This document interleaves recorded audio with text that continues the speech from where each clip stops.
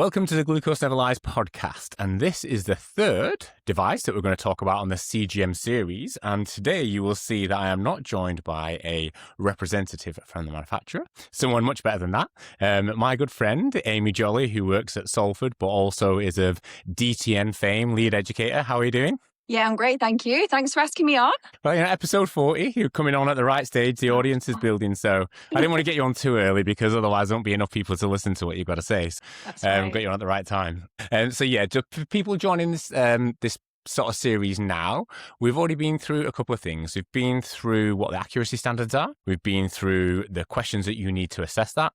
And then we've also had the Dexcom team on and the Abbott team on. So we've kind of covered quite a bit of ground. So what we're not going to do is go back over the accuracy piece, because the only systems that are going to get talked about within this series are the ones who get a 5 out of 5 on the CGM study design score, have at least 90% of readings in 2020, which is extremely accurate results and will certainly lead to no risk decisions, and no more than 1% outside 40/40, which is where you would make an insulin dosing error. So that is just taken for granted. We're only going to talk about the systems that achieve that, and the SmartGuide certainly hits that. And arguably, their most accurate piece is within the hypoglycemia range. That is where their most accurate levels are, which will be interesting because that's part of their difference when we talk about the portfolio. So we're going to be talking about the Accu-Chek SmartGuide, which is made by Roche or Roche, whichever way, wherever you're coming from. And Amy, you've had quite a bit of experience with the SmartGuide, both in terms of a little bit of the coming to market with the team at Roche, but also with the experience. You were one of the first centres to get access to it. Is that right? Yeah, that's right. I was really lucky that Roche approached me. They offered me an opportunity to do a product evaluation. So one, basically that I could get used to the system, how I might use it in my clinic, but also then I could get the feedback from people with type 1 diabetes on what was useful, what was what was this system worth kind of what it's been marketed as. And that's exactly what I did. Put 17 people on within a week, just to kind of go away and use it and give me as much feedback as possible on what they thought was good and not so good. 17 in a week, that sounds like a busy week. Yeah, I like a challenge.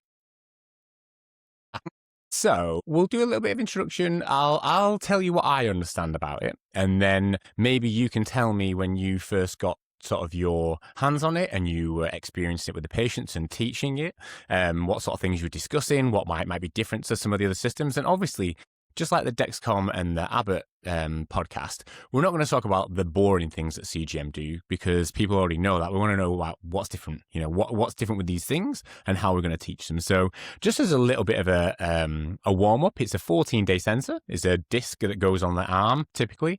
An hour warm-up, readings every 5 minutes, waterproof as you would expect. It's adults only at the moment, so there's no pediatric indication, hence why no one came speaking to me about whether we would use it with the people who we support. But they only come to the people who work for the DTN or are part of the DTN anyway, so that's fine.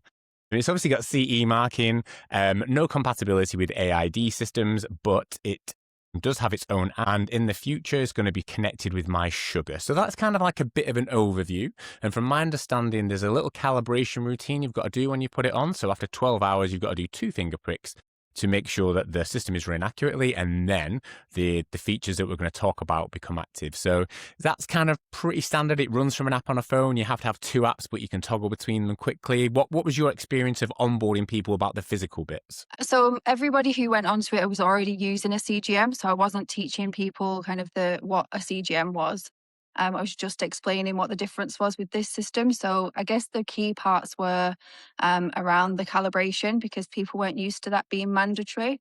I think that was something that a couple of people were a bit like, oh, I don't really like doing finger pricks, but I feel like that was an educational moment for me to explain that it's really great to carry on doing finger prick testing, particularly in times of very high glucose, very low glucose, if you're making big decisions. So actually, really, when we'd had the conversation about the benefit of finger pricking at that point, that became not an issue. And it is only at the start of each sensor, so it's not continuously needed throughout the sensor life. It's a really important point. because some people think that finger pricks are a thing of the past, and certainly if people to listen to the first few parts of the episode, CGM is amazing. It's absolutely brilliant. 99% of the time, absolutely all golden, but there is 1% of the time where it's going to be outside 40/40, and if you trust it implicitly all day, every day, 365 days a year, you are going to make some insulin dosing errors, especially when you look at the CGM, and as a person with diabetes, you just know it ain't right, because it can't be based on the previous events. If you're not finger pricking in those points in time, then it's on you, because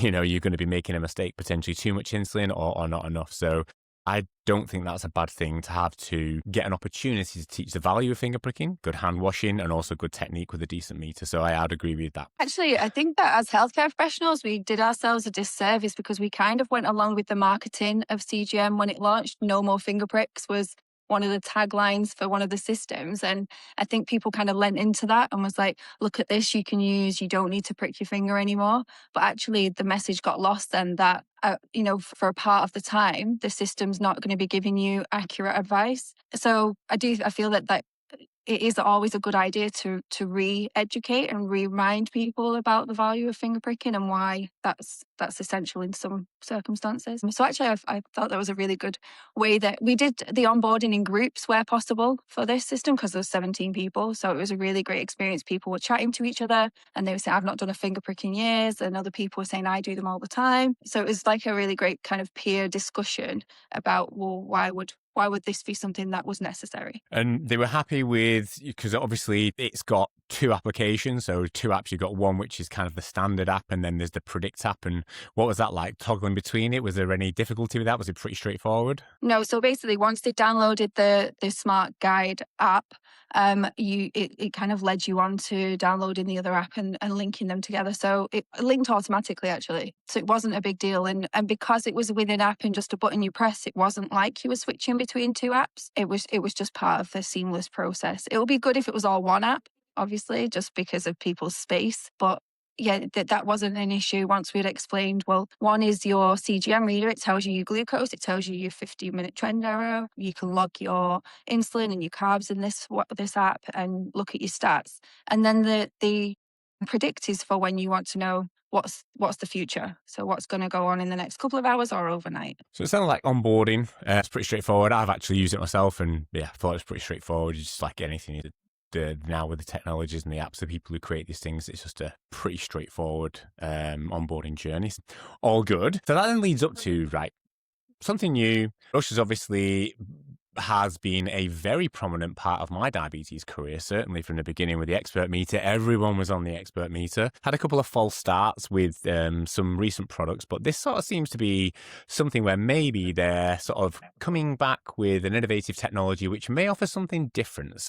I'm going to give you my understanding of kind of where MDI versus pump therapy is in terms of its roadmap and its journey, and maybe where SmartGuide comes in, and maybe you can tell me whether that sounds right, or whether you think that's something different. Pump therapy, obviously we started off with a standard pump, and then there came the low glucose suspend. I remember the days when I used to work at Medtronic, the old 5, the G, and then it went to predictive low glucose suspend with a 6G, and then it went to the beginning of a 6G, which was, a bit of extra insulin when you're going high, and then the advanced hybrid closed loops where we're at now, which is being rolled out and fantastic, whether it's a 780G or a Tandem Control IQ, an Omnipod 5 or a CAM APS in the UK, and we're pushing towards, this fully closed loop situation. So we're now on the 5th iteration, kind of generation 5 on the pump scale.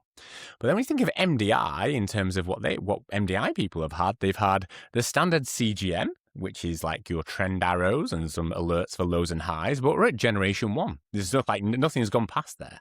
Whereas this is potentially offering something different, which is building in a stronger predictive element, looking a bit further than 15 minutes into the future. So it's got 3 different predict levels. So I would say this is generation 2.0 for the MDI people who don't want to pump, or maybe can't get access to a pump. It's going on to generation 2. So there is 3 different features. There's the night low predict, glucose predict, and low glucose predict. We're going to leave low glucose to the end because that's kind of pretty boring and everyone will get that straight away. I think the 2 more interesting ones are this night low predict and this 2-hour glucose predict. So do you think that's fair from a framing perspective? Kind of like people with pumps have had all these generations of technologies and CGM's really pushed it forward, whereas people on injections are still like sat back, kind of 15 minutes into the future sort of situation. Do you think that's fair? I do. And I am a real advocate for people who are remaining on MDI therapy about leveling up. Should the technology not catch up? Should we not expect more from the technology for people using this type of therapy? Because I remember telling you at an event a couple of years ago, 3 years ago, that we had 800 eligible people in Salford for AID, and just the phenomenal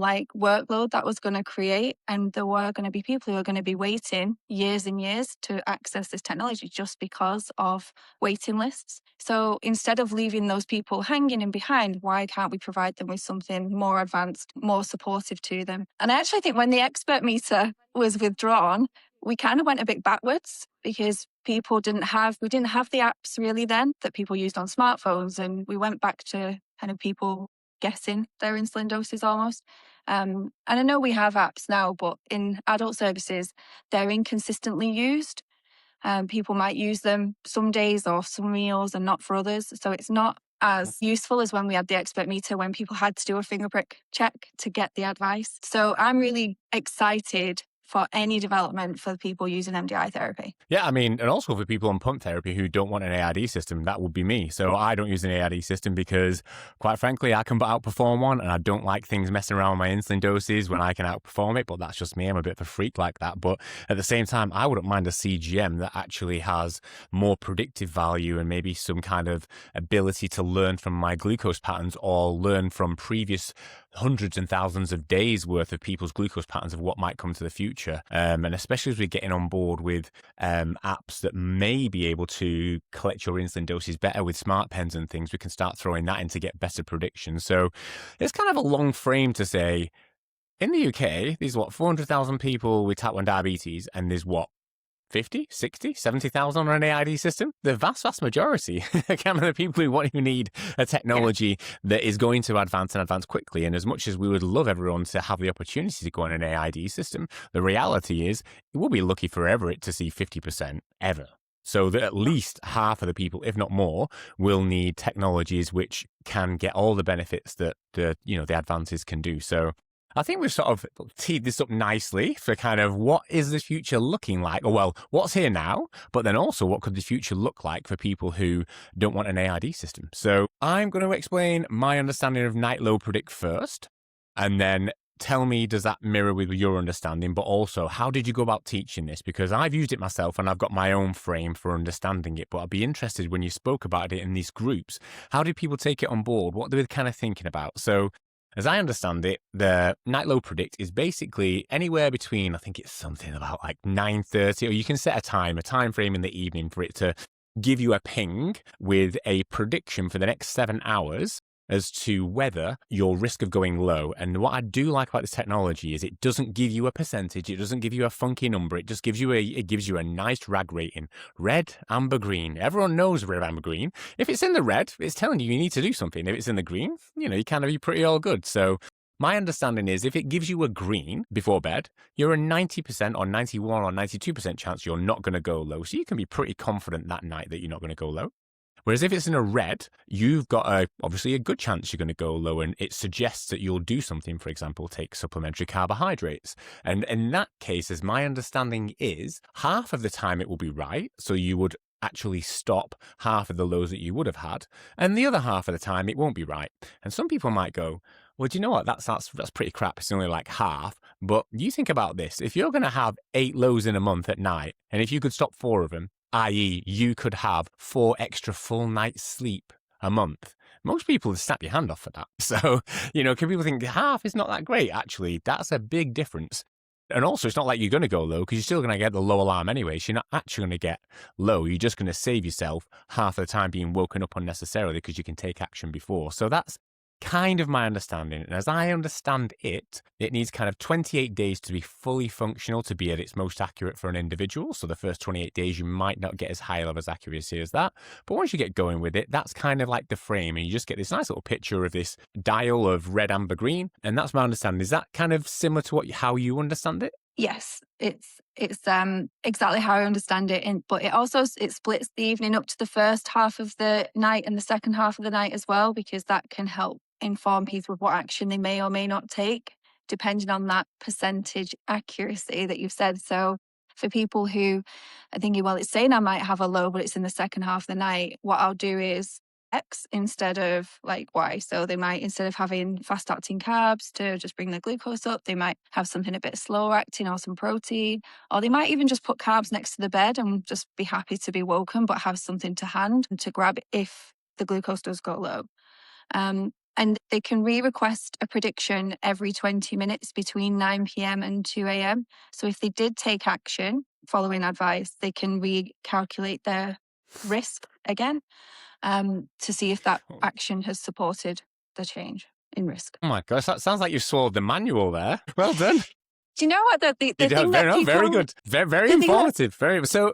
The thing that people came back to me with, the thing that people came back to me with was more like, it was the reassurance that they weren't going to have low glucose was really, really positive. And the fact that that was so accurate, like they didn't maybe have as big of an understanding of how accurate that was, but they were like, oh, it's been brilliant. Like it's given me reassurance to go to sleep without worrying. And then for the ones where it was saying high or very high risk, it didn't, the reaction wasn't panic. It was more like, great, I've got some more information here I can do something with. I think my worry was that if something's going to predict somebody might have a low glucose, people might carb load before bed just to kind of offset that and then have very high glucose. But actually, from the people who went on it in this group of people, that wasn't the case.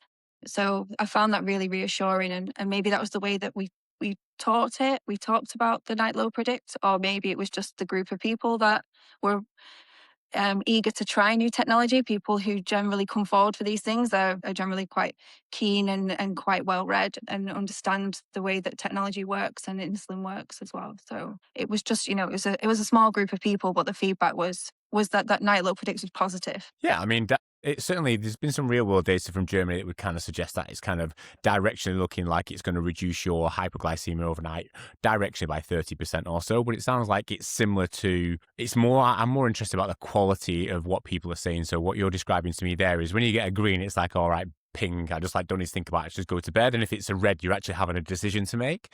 But then it sounds like the nuance is quite important from what you're describing there. Well, if it tells you you're going to go low in the first half, then you're thinking something more fast acting, like maybe a few glucose tablets just to boost you up. Whereas if you're kind of thinking in the second half, as you mentioned, as something slower acting or some protein or whatever it might be, someone might do a bolus. If they got a Lantus, they might do a background insulin reduction, for example, if they didn't want to go for the extra carb route. So are those the kind of discussions that were had? If they're on a pump, they could obviously do a temporary basal rate if they're just on a standard pump. Are those the kind of things that people were talking about or you were educated about? Is that what the discussion was? First half, do something a bit faster acting. Second half, actually, these are your different options. Yeah, we did have those conversations, and again, actually, it was really helpful. These groups were supposed to last about like half an hour, 45 minutes, but they ended up being quite a lot longer because people were talking and sharing experiences. But we were able to bring in things like, the system doesn't know you've drank alcohol or been physically active, so that'll change your decision. If you've had a really physically active evening or day, what decisions do you make then to reduce your risk of hypoglycemia overnight? And they might be similar decisions that you make if you get a high risk for the second half of the night, and that you want to prevent the glucose levels going lower later whilst you're asleep. So same with alcohol, same with prolonged exercise. There was a bit of education coming in about that and types of carbohydrate, introducing protein as part of a preventative action as well. Yeah, I mean, that's actually really interesting because I'm sure there's quite a lot of people listening to this, maybe healthcare professionals or people who are going to get the chance. Those are the kind of key tips that really will, I guess you could learn yourself over time, but you could supercharge your learning by going, look, if it's going to be first half of the night, you want to get something a bit faster acting, so you're looking like a faster acting carb. Second half of the night, maybe protein, maybe a slower acting. And the other thing I'm thinking, like if you're on a green and you want to get on the nest, you've got no problems. You can get on the nest. You don't have to worry about that. Whereas if you're on a bit of a red, you might think, oh, do you know what? Well, I might not risk it tonight. That's why it's great to have you on, because you've obviously taught this, you've been there with groups. And I think it's important what you did actually mention is we're talking about it here is like people are really engaged and they're suggesting these things. And you're preaching to the converted. You've given this opportunity to a certain group of people. And of course, the people who come forward are the people who are going to try everything. So I think it's also fair to say for healthcare professionals who are going to put maybe a lot of people on this device, other people just be like, do you know what? I'll just slap this thing on. And if it tells me I'm red, I'll just do a bit of this. Interest in your education, but being able to offer different options for the different scenarios, I think would be quite helpful. And what I'll try and do is knock up a little bit of a PDF. I'll get my Claude and my Grace on a PDF afterwards, so we can knock a bit of something up for people with regards to the night low predicts, what you might do in the first half of the night, second half of the night. Yeah. Obviously, as you mentioned, it doesn't take into account people who've done exercise and alcohol. That wasn't in the algorithm, but it's in no algorithm. If you're going to go out and you're going to smash 20 units of alcohol, nobody's doing any evidence based on that. That is like, off you go and you learn. You've got separate bits of education for that. Do you think though that if you've done that, you've like gone out and had like 4 or 5 pints or whatever, like, and then your risk came up as red anyway, that would be like, right, I've got to take some serious action here because I'm definitely going to have like a real low? Or if you'd done that and you came back and your risk was green, you'd think, right, okay, I'll just do my normal action here that I would normally do if I've been drinking, because the system doesn't know. Yeah, you could sort of take it a level, couldn't you? Yeah, you could sort of move it a longer level. You kind of like have, well, if it was green, then you need to take what you were going to do in the red. And if it's on red, then you definitely need to be taking on board having your chip muffin without any insulin for sure. So that's night low predict. So then the other one, which was, to be honest, I enjoyed the night low predict in some ways, but the one I was more interested in was the glucose predict. So I'll explain this again as I understand it, and you can tell me, is this how you get it and how you taught it? So when you look at your screen, you basically have a view for 2 hours into the future, and it's kind of broken down. You can see like a 45-minute segment and a 2-hour segment. And what you have is kind of like a worm that goes from where your glucose is now to where it will be in 2 hours. And it has kind of these little bars above it. And the bars are basically what the 50% likelihood of where your glucose level will be. So it's not like 100%, it's only like the half of the futures. So the way that I saw it was, if it was a really thin worm, you could be quite confident that it wasn't going to be high or low. Whereas if the worm was quite fat, and that's only half of the potential futures, then it's likely to be very, very different. So you can't trust it as much. So from my reading of the research is the accuracy up to 45 minutes of where it's going to be is pretty good and pretty trustworthy and pretty actionable. When you start to get out from 45 minutes to 2 hours, there's so many things that can happen. It's like a little bit more guesswork. It's more of a kind of like an awareness window. So the way that I thought about myself was, rather than just having a trend arrow seeing me 15 minutes in the future, this thing is going to give me a fairly decent look 45 minutes, which is quite helpful for meetings and driving and different bits and pieces. But then if we're kind of looking 2 hours out, I'm only going to consider that if it's a very, very thin worm, because when you start looking at 50% of the futures at 2 hours out and it's quite fat already, I mean, it could be anyone's guess. But for me, to go from 15 minutes, really looking at your trend arrow, to 45 minutes is quite a big jump in terms of the psychology of thinking about, what's the future going to hold. Is that kind of how you understand it? And also when you were speaking to the groups, how did they interpret it? What were they thinking about? Was it going to be useful? Was it not useful? What were they saying? So when we got everyone together, we talked about how this was a CGM in its most basic form, and people can use it to read their glucose and look at their trend, look at their patterns. But they had this other feature now where they could look ahead, potentially up to 2 hours in advance. So we had a conversation about where that might be useful, why people might find that a new feature that would benefit them. And people straight away came in and was like, that'd be brilliant for meetings, lectures, exams, for driving, those types of situations, things where they wanted to avoid alarms going off on their phones, or even just be able to manage their diabetes a little bit more tightly rather than making wild guesses about what their glucose may or may not do. So I kind of explained that for the kind of first 45 minutes, we know the accuracy is pretty good, but as the confidence intervals lengthened, then we knew that the next kind of 45 minutes or so were less accurate, but more information than they'd had previously. So I just kind of sent people away to use it and then come back and tell me, was this accurate? Was it helpful? What situations did you use it in? What did you do? And we got I got some really good written feedback around that people were able to prevent hypoglycemia at work, that they weren't pushing glucose levels up high to enter into situations to avoid low glucose levels. Mainly kind of around that was the written feedback. And when I met with people and asked verbally, people just like, actually, it's just really nice to have a bit more information, that they could see a little bit further in advance, and it just gave them a bit more peace of mind. I think we'll see more. The more people that go on it, the more feedback we get, the more we'll understand how to teach it better and how to use it more efficiently. Because this is new to me as well, in that I was kind of going in thinking, well, this is how I think it would be helpful, but I don't have type 1 diabetes. So I'm not the one adjusting the insulin or adjusting carbs in those situations. Yeah, and I think I like what you said earlier on, actually, is this is the future 45 minutes and 2 hours if you do nothing and just sit on your backside now. But if you go and run, if you go and have a lot of carbs in between, of course, that's not going to be your next 45 minutes to 2 hours. So I think that part is quite important for people to understand. Is like, it's a lookout of what's been happening to the glucose level and trend arrow mainly. There's a little bit about bolus insulin and unabsorbed carbs in there. But from my understanding from the modeling, it's more based around a learning, or a learning from lots of other people's previous days that it was modeled on, and what the next 45 minutes and 2 hours will look like. I think what will be going to be really interesting for the future. So I think it's really useful as it is. 45-minute action window, 2 hours awareness, and it gives you a bit more than you've currently got now, peace of mind, and people will use it and they will find their own way. Just like, I think what also was really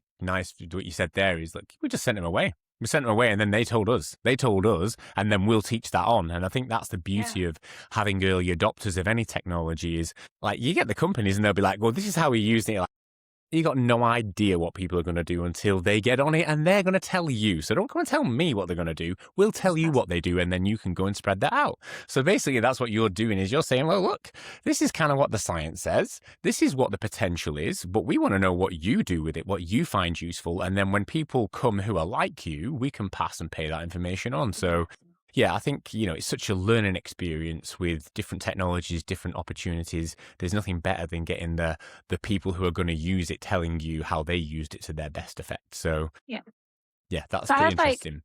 I got really I got quite excited when I heard about it, because I was thinking, people come into clinic and they'll be really frustrated that day to day I do the same thing. So people tell me they do exactly the same thing, but they have different outcomes. And I'm just thinking, if they had something that was telling them a little bit further in advance that actually before you set off on that run or before you went on that drive, the glucose was doing this in the next couple of hours, would that explain that frustration? No one's actually come back to me to say that that's something that they've really honed in on yet. But I think that can sometimes really be like something that, as a healthcare professional, I'm thinking this will be really, really useful.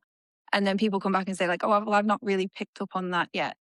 One of the things that people did find so 2 people fed back to me, was that it stopped them from post-meal bolusing to correct glucose levels, because they could see the trend of glucose was already coming down. So it avoided an injection, avoided possible hypo. So I think what people in the first instance was telling me was it was more like kind of instant decisions that it was helping them with, rather than thinking like about reflecting back over, well, this is why that happened. Yeah, I mean, less reactivity. I think that's where most people with diabetes, the frustration comes in, the rage bolusing, is because they can't get a further look than that trend arrow's got a double arrow up, and you're like, I need to do something right now, which is put loads of extra insulin in, or in my case, I'm going to go for a walk. But actually, if you could see a little bit further, and as long as you've been putting your insulin doses in, that actually it is going to come down, then maybe you wouldn't be so keen to stick the rage bolusing. I mean, you might be, because you don't like that double arrow up, but I think a lot of people on the short-term front, which is completely understandable, I've been guilty of it loads of times. I see like a 9 with a double arrow up, I'm doing something right there and then. It's either more insulin or I'm going for a walk. But if I knew in the next 45 minutes to 2 hours it was trending back down, I might not do, and it might just kind of chill me out a little bit. So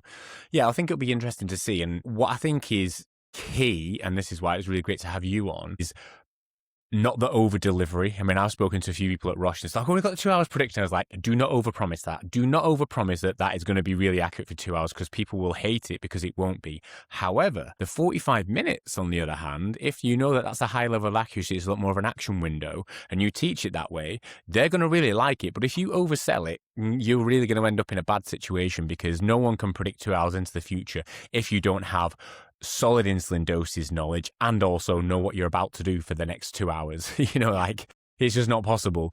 But I think that 45 minutes is a real like a 2.0 step forward. So it'd be interesting to see what further feedback comes from that, really. Yes. And I guess on that, I'm kind of going to get on my hobby horse here now, but one thing I'm really looking forward to, especially if Roche could team up with MySugar and do a really good job, or if Medtronic with the smart MDI system, or if any one of the other CGM companies that have got connected pens, if they can actually model insulin on board properly, not the crap insulin on board that, companies put on the devices, 2 hours, 3 hours, 4 hours linear decay. I'm talking about the real units per kilo. If I'm 100 kilos and I'm having 30 units, 0.3 units per kilo, that's an 8-hour insulin dose. If I have a 5 unit and 0.05, that's a 4-hour insulin dose. If someone models that properly and actually then has glucose, carb entries, and proper insulin modeled properly, we're going to start to see really good predictions at 2 hours, as long as you're not doing anything in between. It'd be really good it may be good predictions in 3, 4, 5, 6 hours.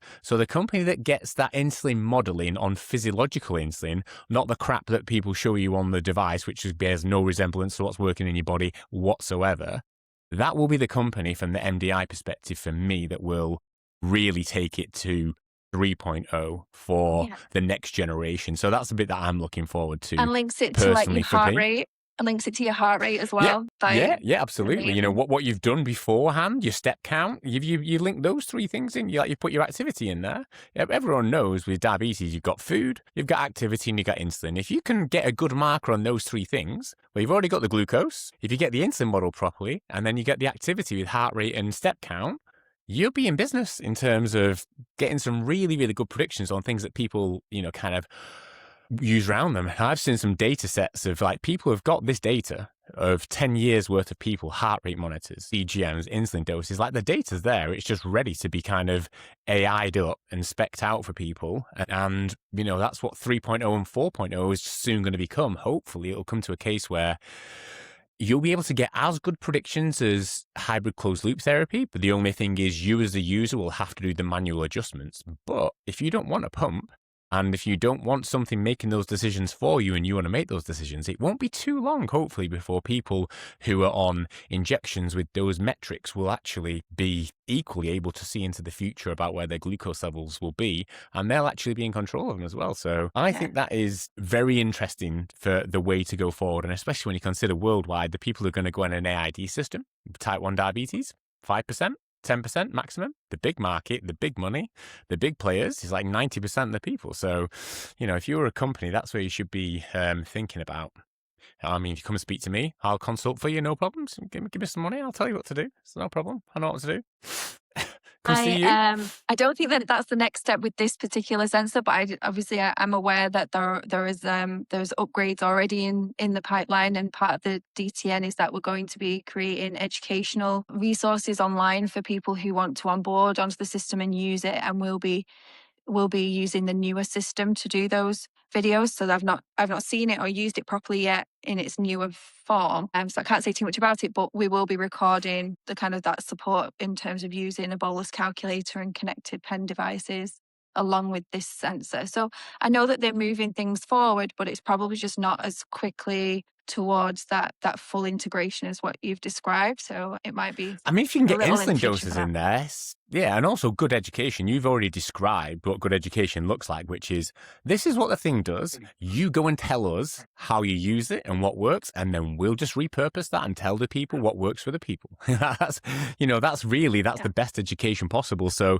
you're in a great place to obviously having the personal experience. You're with the DTN where you're going to be producing those materials. So I think, for people who are going to be starting to use this technology, I think that'll be a great resource for them to kind of supercharge their learning. And even if that's available for people with diabetes who maybe don't have a team who's as far forward thinking as whatever teams are around, they'll be able to access those resources online, which will be amazing to just go direct to the source. So Yeah, and I think, and it's pretty exciting. the more that primary care use it as well, so there's going to be people who are less specialist in particularly like just in diabetes than the resources you described earlier. So having something like Claude produce, like this is what you do if you're green, amber, red as a basic form, like that, they'll help people more access to more people, because primary care will have more confidence to use the system and onboard people without them needing to come to specialist care. Yeah, absolutely. And that's the way it should be, is, kind of for me, especially with resources now available online, you can't expect all of primary care and even secondary care to have knowledge of all the AID systems, all the MDI systems, smart MDI, Rush SmartGuide, all these different things. It's just too much. It's too much. And also, one central really good place to go for the information, and the other part is like, don't overcomplicate it. Major in the majors. Don't teach people about the percentages of this and the percentages of that. It's like, it's a 45-minute action window. You can be pretty confident with that. Go and learn. 2 hours, just be a little bit careful. Night low prep before you go to bed. If you say you're going to go low in the first night, then you have some quick acting carbs. If it's going to be the second half of the night, then you have some protein or some slow acting carbs. I mean, that is as simple. That's all people need to know, and then crack on and go and find out for yourself. Yeah. And the market's becoming a bit kind of like saturated, isn't it?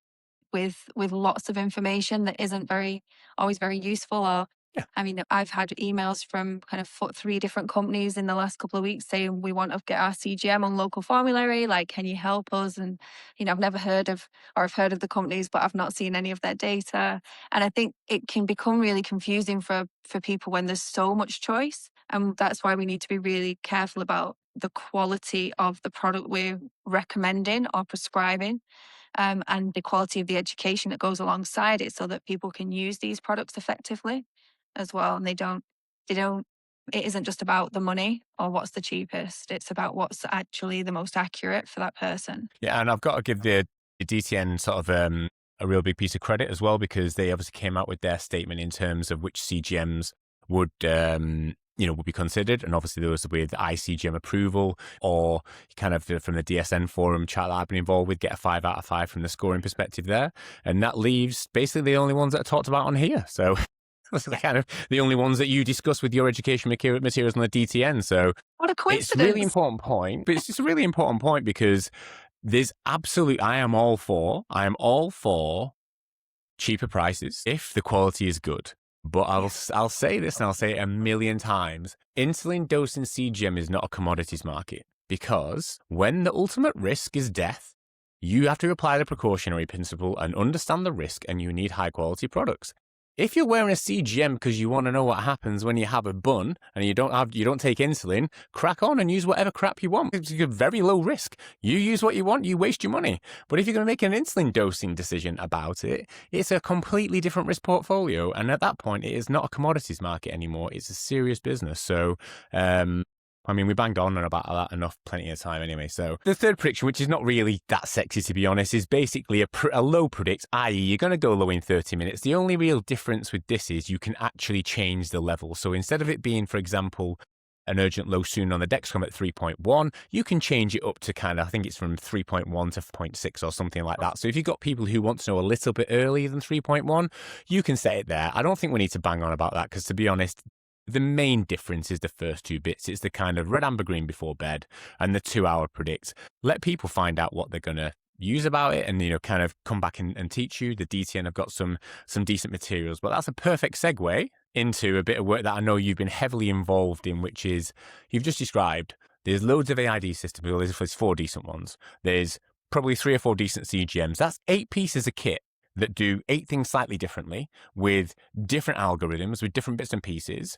We've had a nice paper come out about Erica Richardson's paper, which is basically talking about, look, we've got all these things, how are we going to teach them? And then you've now developed a competency assessment sort of framework on how you do that. So tell us a little bit about what that is. I know I've been involved with you a little bit about kind of writing that up and how to thinking about position it so that people really can feel confident that they don't need to know everything. They just need to know enough to teach it confidently, but teach it in a way which people really can resonate with and they get the value out of the product. So tell me a little bit about what your framework is, how you developed it, and how it's going to help people. So it actually started out as two separate pieces of work, in that the DTM wanted to support people in being able to assess their competencies. And that was a supportive tool, so people could identify where they had training needs and or where they didn't want to work outside their scope of competence. So we were looking at supporting people rather than saying, oh, you don't meet the competency assessment, you can't work in area. It was more of, okay, so this is where you need more support and more training. And then Erica and the Leicester team were working on this kind of national framework. And then, so we came together and aligned the tools so that it became really complementary of each other. So the framework, the national framework, is a consensus statement of there's different levels of competency you might require in different roles in diabetes services, kind of going from basic up to kind of leadership.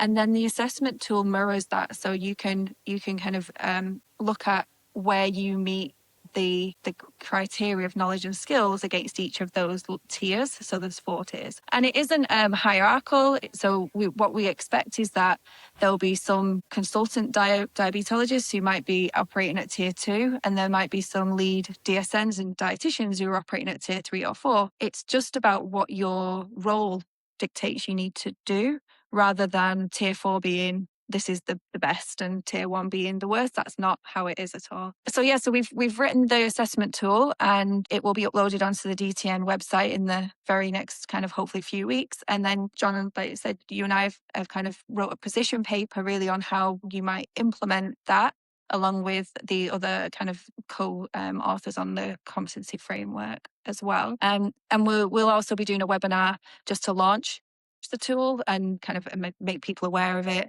So teams can use it to map their skill mix, look at where their training needs are, look at whether they have any business plans they want to put in for kind of gaps in service. And also people can then use it to say, well, this is where I am. I'll like it in my job description. They can move it from, they might move jobs, they might move areas, they can take it with them and kind of say, this is where I'd slot in to support this service. So it just makes it all a little bit more official for people. It's an implementation piece. I mean, that's when I read it, when you sent it over, I thought it was, a really, really nice tool. So my understanding is obviously you've got like the national framework, obviously Erica's paper from the Leicester team, they've already developed kind of like what it looks like to get to these different tiers. But then there's one thing saying that, but then there's another thing about self-assessment as a person, as a team, maybe as a region or whatever, that you can then say, well, actually, this is where I fit because I can do these things. And therefore, my next step up the ladder is this, and this, and maybe I can access this. But what I also was nice to hear you say,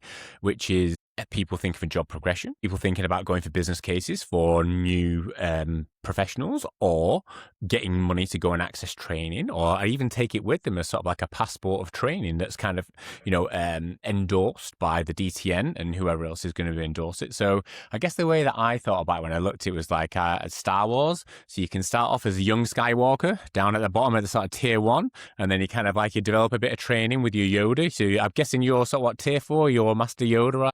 At your place, and kind of the young fledglings come in, and you're teaching them the sort of the lightsaber tricks and tools, and then they get to young Skywalker. That's it, and then eventually a bit Jedi Master, and then you get to the top here, which is Yoda. But I presume that's Pratik. Is it Pratik's Yoda up at the top? Is he? Absolutely. Yeah, yeah, that's right. I think also, but some people a young Skywalker is where they want to be. That's where they need to be. They don't need to be anything other than that. And it's just, that validation as well. This is where I sit, and I can recognize a pump and a CGM. I understand the nice guidance. I am aware of it. There are people who are really kind of involved, and they might be offering people sick day rules or managing high glucose. They might be supporting people on choosing a CGM, those types of things. That's a different kind of set of competency. And so it's important to just, really support people in that. These are where you look at what's your job role and what's in your job description. And if it isn't in your job description, should it be? We think that technology should be in everyone's job descriptions, and to what kind of level of competency people should be achieving for that. And the self-assessment it's a reflective thing. The idea is that you look at where you sit, but then you evidence it. So it isn't just about people saying oh, I'm tier 4. Well, what are you doing what's your evidence for that? And so we've kind of linked it into appraisal documentation or reflective work that we need to do just for revalidation as healthcare professionals. There shouldn't hopefully be any additional work that people need to do. It's just, you complete the tool. But the idea is that you've got that support and that evidence. And what I'm really, really pleased about is the feedback from industry is that they like the idea that there's this kind of framework because they can match their study days and their offerings of webinars to those different levels as well. So they can pitch webinars at tier 2, they can pitch webinars at tier 3 and tier 4. I'm at a roadshow event in a couple of days and it's pitched at tier 4 and you can tell by the agenda. I'm just kind of really pleased that industry are getting on board with the whole idea that let's nationalize this, let's unify it so people know where to go and what would be suitable for them. Yeah, and there's a few things that I really liked about it, especially coming up as a dietitian in the technology world, is it's always typically, you can't do that because you're a whatever. It's like, if you can do it, you can do it. If you can evidence it and you do it, then it's done. It's either put up or shut up. And if you don't, and you don't do those sessions, then you're not a T4. Like, if you don't teach it, if you don't know how to adjust these things, if you don't know what these things mean, I don't care what your job title is. If you don't know it, you're not this thing. And if you can't evidence it, then, it's there. And I think that's really nice. It means that if you're in it and you're working in it doesn't matter whatever your role is. If you can evidence it and you're delivering it, then you're tier whatever you are. So I actually really like that from that perspective, because it levels the playing field on what you do, not what your title is, which I think is nice. And, we all know that you and Geraldine are realistically the tier 5, tier 6 masters. You haven't nosed it down there, but there's another tier that you guys are operating at. So that's why you're teaching the tier 4. The galaxy. That's why you're teaching the tier 4. That's it. But yeah, I think it's a really nice piece of work. And I think it's an important piece of work because it's nice to have frameworks, but it's more important to know where you sit with them, where your progression potentially could be. And now the industry are coming on board, you can go and pitch yourself at the right study day, because there's nothing worse than going to a study day and you get there and you're like, I already know this. Or even worse, you get there and you're like, this is way over my head and I have no idea what's going on. You're not going to learn anything. You can pitch yourself to the right day. That's ideal. And then, if there's more need for tier 2 days, there's more need for tier 2 days. If there's more tier 3, tier 4. So, yeah. What I would absolutely love done. is if this was like something people could upload, and then we can look at like areas where there's if there's different areas that are saying, well, we need more, if the Northwest needed more tier 2 or tier 3, and then like the Southeast needed like a different level. It would be amazing if we could map that, but that's a different. That's for another day. Yeah, but also he's kind of getting a competition on the Northwest. They're the tier 4 champions. You could have your average tier. You're a tier 2. You're a tier 2 part of the region. Yeah. Pull your finger out. That's right. But yeah, no, I think it's a really good piece of work. Benchmarking for pediatrics has been massive. As soon as they brought national benchmarking for HbA1cs, care processes, everything changed because people like a number. What gets measured gets managed. If you're measuring the right thing, it gets managed properly. So I think you've done a nice piece of work there. So I'll give you some props for that. But I can't let you go and finish without asking you about your experience with Grace. So obviously I have been busy in the background making a type 1 diabetes educational advisor, which is the idea is 20% of the information to get you 80% of the way there. It can't get you 100% of the way there because for that you need a human being who knows technology, who knows the person in front of you. But if you want to get that 80% quickly with some pretty sound advice, we've developed, which is basically a chat GPT for type 1 diabetes, but we called it Grace after my daughter. And then there's the Super Max version, which I gave you access to see how you go in clinic with it. Any feedback for me? It can be good, bad, I don't care. Yeah, I'm just interested. Oh my God, I was so pleased. I think when you first sent me this, I was really busy because I was like preparing for like a symposium at ACTD, and I was like, why are you like hammering me with all these emails? But I'm so pleased you persevered because I've absolutely loved trying it out. I think I already gave you a bit of feedback about like different things that like I'd like to export things and be able to edit, and you fix that really quickly. But I've used it to input. So in the pump settings kind of area, like I've put in like, this is my problem, explain the situation, and Grace has come back with like, this is where I would look at first. So for example, there was someone who was on a Control IQ system and they were having hypoglycemia despite using exercise. mode. And they weren't actually exercising. It was just kind of daily activity. And we had them on the kind of like the settings that were recommended, put that in, put the weight in, put total daily dose in. And Grace came back with like, okay, this is how you might adjust how the person uses the system. And this is why.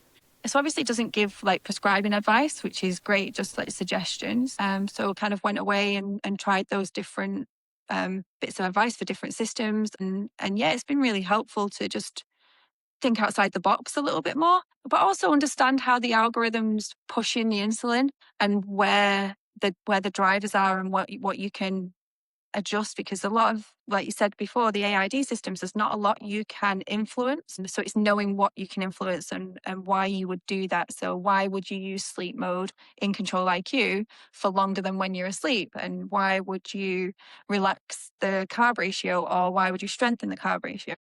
I've used it for those. I've asked Grace for evidence for things. So I've had like someone came to me and said, can I use a Medtronic CG in SmartGuide with TPN? So I was like, I'll just ask Grace, look at the evidence for that, which there isn't any. And so, yeah, just like little questions that just really quickly bring back. And because the database is only with type 1 diabetes, like kind of papers and evidence. So I know that it's closed off. There's not any nuance there, and there's not anybody's kind of opinion in it. It's all evidence based, and so I've found Yeah, I that mean, really just helpful. basically tried to create something that was me on my best day and beyond my best day, because basically I've collected 4,000 papers since I've started doing type 1 diabetes since 20 years ago. And we've basically put all them together and bounded it. So Grace is not allowed to go outside that, but we've layered in all sort of like the guidelines, and we'll chuck in your competency assessments and all those sorts of things. But the whole idea is really, there's so much stuff to know. You kind of know it at the time of being taught, but you can't just pull it off the tip of your tongue. And if you just need to know, you can bash it in, and it'll never give prescribing advice, because it can't do, because it will only give, for example, you put a weight or total daily dose, and it will say, the evidence suggests for a person, the average person with this weight and this total daily dose, these are the settings that the evidence suggests would be pretty reasonable. But the person in front of you is your decision. Or if you're the person with diabetes, you can't take that as prescribing advice. It's just to get you 80% of the way there for you to have a conversation. So it'll be interesting to see how other healthcare professionals think about that, because I'm sure some will think, oh my God, it's like, it's prescribing. It's absolutely not. It doesn't allow you to put personal details in about actual individuals, just generic information to get you a little bit of the way there. But yeah, I think for me, especially with seeing so much technology, seeing so many different systems come in, and there's so much you're taught or given information about, there's really only a few key things for each system that really drive it. And if you know what they are and you can find that out at a click of a button, you can help you make so much better decisions with the limited time you've got with individuals. So you don't have to spend time thinking about all these settings. You can actually have a human to human conversation, which is always nice. Yeah.